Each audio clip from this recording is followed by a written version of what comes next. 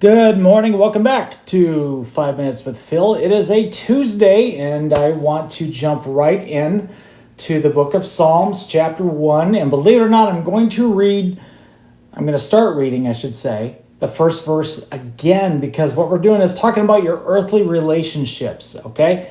And today I want to talk about building really good boundaries in your earthly relationships. I don't know how many times I have seen people make a mess of things in their lives, financially, emotionally, physically, spiritually, because they have failed to build good boundaries with the relationships that they have in their life. So let's look again in chapter 1, verse 1, and see what we can do to set some good boundaries. Okay, now again, here we go. Blessed is the one who does not walk in step with the wicked, or stand in the way that sinners take, or sit in the company of mockers. That's Psalm chapter 1, verse 1. And today, for our 5 Minutes with Phil, I want to give you some tools to help you build some good boundaries when it comes to your earthly relationships. How do you do that? How do you set good boundaries? How do you keep from getting hurt over and over again? How do you avoid getting drugged down spiritually over and over again?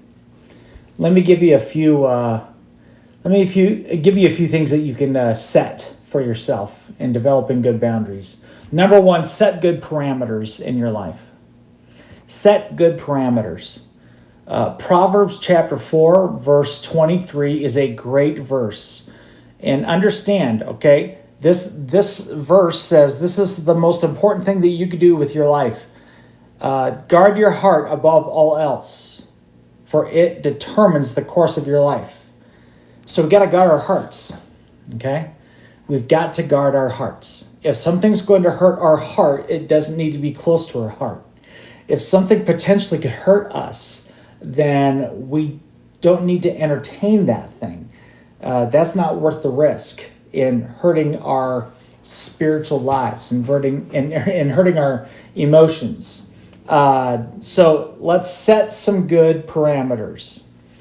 Number 2, set safe distances. Set safe distances. Quite frankly, some of us need to be more honest with where we are strong spiritually, but we need to be even more honest with where we are weak. And this is where we fall into a trap. Look in Galatians chapter 6, verse 1. Paul is talking to an entire church. And here's what he says. Dear brothers and sisters, if another believer is overcome by some sin, you who are godly should gently and humbly help that person back onto the right path. But don't forget this verse, and be careful not to fall into the same temptation yourself.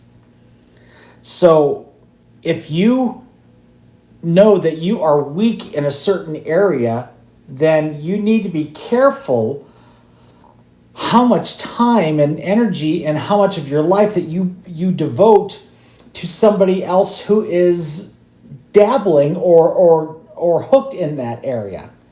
Okay, if you struggle with drugs, then don't hang out with people who take drugs. If you struggle with pornography, then don't hang out with people that have sexual addictions, right? And then number 3, I got to hurry. Set an escape plan. Set an escape plan.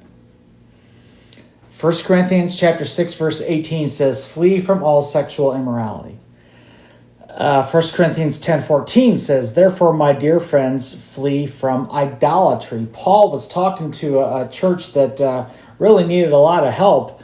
And he said, if you have to, flee, run from those things that can drag you down. See, here's the key to some successful and thriving, healthy relationships. You got to know where you're weak. And you cannot allow someone close to you that's going to exploit your weaknesses. You just can't. So today, I want to challenge you to set those good parameters, those safe distances, and those escape plans. Tomorrow, We're going to talk about healthy relationships. It's going to be good. I love you. Thanks for joining me. God bless.